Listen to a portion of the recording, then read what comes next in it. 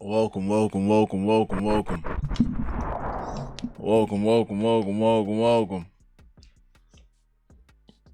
As you can see on my screen, before I switch to this camera right here, so you can see the glow.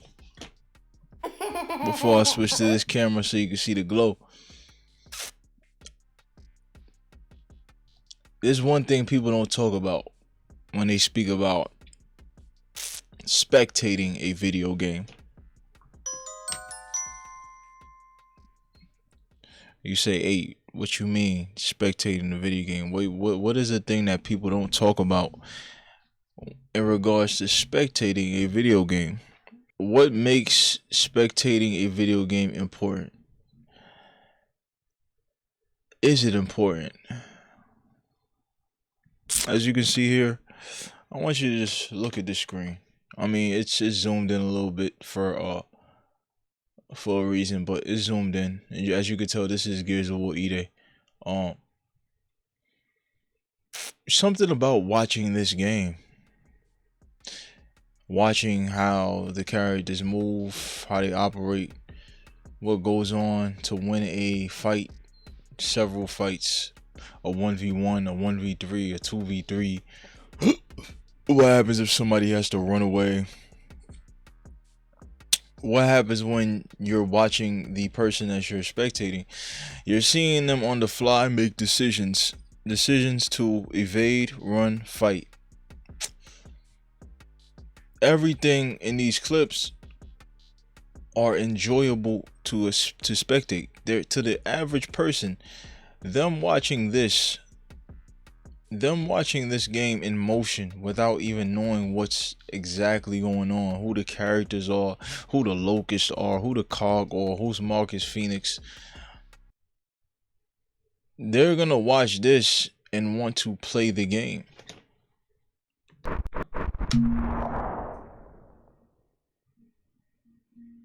Being able to spectate a video game, anything, without you knowing any information about it, it looks interesting.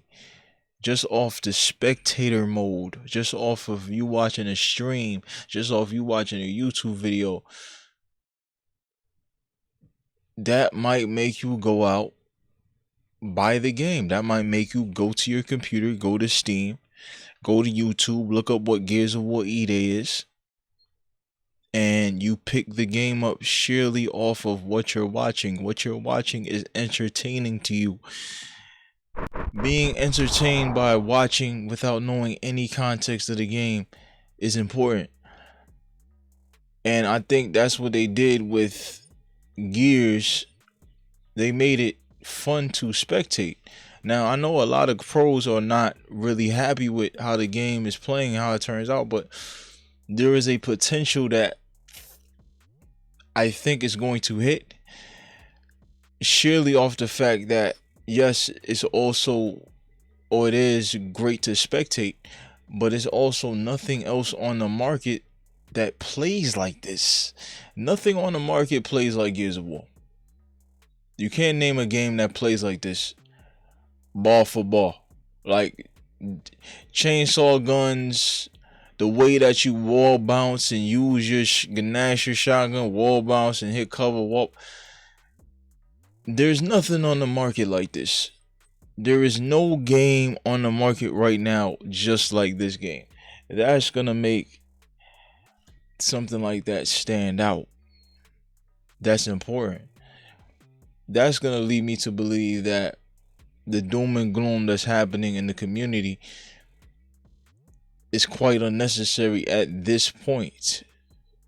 Through the 2 betas that we just played. By the way, the beta is over as you're now watching this video. This day that I'm recording is the day that the beta is done. It's over.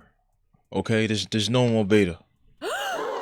Is there a 3rd beta that may come out to see what the final game looks like? I doubt it. But there's a lot of things we've learned by playing these 2 weekends of the beta. We learn how to actually play the game, what the direction is. How do we approach every situation on Outpost, on the other map, what's the other map called? Market. How people are receiving the game, casuals, pros alike. We watching streams. Everybody's watched a stream or two during this time. We've all watched the stream, a couple streams, a couple videos. We trying to figure out what we want to do with this. If you're a casual, 9 times out of 10, they probably want to play it. They probably do want to play it. A lot of people that are casuals that I've been watching on YouTube, on X, tweeting, they've been talking about playing this. Yo, this game is great. Yo, this game is amazing. Blah, blah, blah. They are saying that they've approved it. There's another thing that is also important in the marketing plan of Gears, not just the distinctivity of it. It's nothing. It plays like nothing else. It's great to spectate and watch as far as Gears E-Day. When we're looking at the other Gears, I can't really say it's great to spectate because you're not going to know what's going on. The movement's too fast. It's too jittery. You doing this. You doing this. Huh? You doing this. Right? It's too jittery. People aren't going to know what that is. It doesn't even look cool. This, all the movements, even the wall bouncing, is fluid. It's not jittery. It's smoother. And then when the full game comes out, you know, everything else is going to be even more smoother, more optimized. The spectator is able to see exactly what's going on. Yo, that man is hitting the walls. He's using this to evade. Hold on. They can watch and actually see frame by frame what's going on. That will intrigue the customer. Realism intrigues the customer as well when they're watching a lot of action happening with fluid movements. That's great for marketing as well. There was a attribute that Gears of War E-Day has that I want to speak about that's also very important. After people played the beta, whether they didn't like it or not, they still want to play the game. A lot of people are saying still, especially on this last day, they saying, yo, I think I want to go back and play this. Like, I can't wait till it drops. I can't wait. Even through all the arguments, all the bickering, even though you didn't like my fragrance, you still want to smell it. Even though you did not like my fragrance, you keep going back to the bottle, sniffing it, trying to understand it. People are trying to understand what Gears of War is going to evolve to be, and I think the ceiling is very high on it. The ceiling is much higher than people think. Right? I think this game is going to be a sleeper. I think people are sleeping on what this game could become. Yes, there is a lot of bugs. Yes, there is some balancing things that need to occur. Yes, there's some inconsistencies that need to become more consistent. But we got something that is taking people's attention. People are being attentive to a game where attention falls off. Games get hot for a month, 2 weeks, 3 weeks, and then they go away into the shadows. If a game lasts more than a year, you could kind of almost call them legendary. At these times, games don't last that long in these times. It's hard to grab people's attention. Everything is competition for attention. Everything. TikTok itself is competition for video games. People rather play on their phones than pick up a controller and play Gears of War. But they're not doing that. but they're doing that to another fighting game, another shooting game, another role-playing game that may be considered good, but it's just not good enough to hold their attention. What's gonna make them get off Instagram, get off TikTok, get off X, fully concentrate on the game? Something as tactical as this right here. Something as tactical and beautiful in motion, such as a game like Gears of War. I have my own gripes with this game as well, and it has a lot of bugs, but I can see what this game is going to become if they do it right. And I want to emphasize if they go through the next steps to improve everything before October 6th, this is a sleeper game. Before, I talked about other games, other shooting games that I thought had very high value. They're gonna be big games. They just ain't do exactly what I think they would do to fulfill that requirement, to fulfill that prophecy of being great. There was a couple games I was like, yo, this game is gonna be so good if they do it right. Nobody remembers when I talked about Marathon and I said, if they do these steps correctly, this game could be the biggest thing ever. Of course, I was wrong. You know why I was wrong about Marathon? I was wrong about Marathon because those guys simply didn't do the right thing. They did not hold the people's attention. They did not listen fast enough. They listened in the beginning, but they had a direction, a concept that didn't work for this generation. People want to be more casual. People always want to play. People always want their fingers moving. People don't want to lose their stuff in a match, have to get it back, have to go through that anxiety, that hassle. People just want to turn on the game and play. Gears of War will always be a game you could just turn on and play. It's kind of like Call of Duty. Call of Duty is so popular because it's a game that when you go home, you just came from work, you did a lot at your job. It was a hot day. It was hot as hell. You damn near caught a heat stroke. You thinking about getting on the game. You play the social playlist on Gears. That can fulfill the itch that you want to get filled to relieve your stress.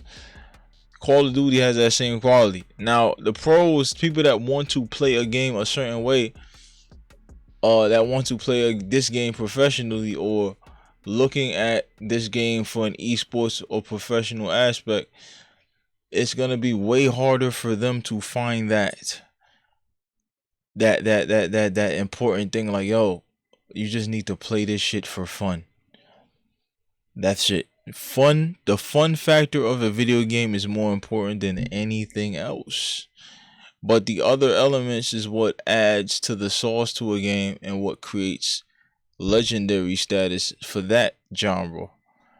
Gears of War has always been the most beautiful game graphically. It has stood out since Gears of War 1.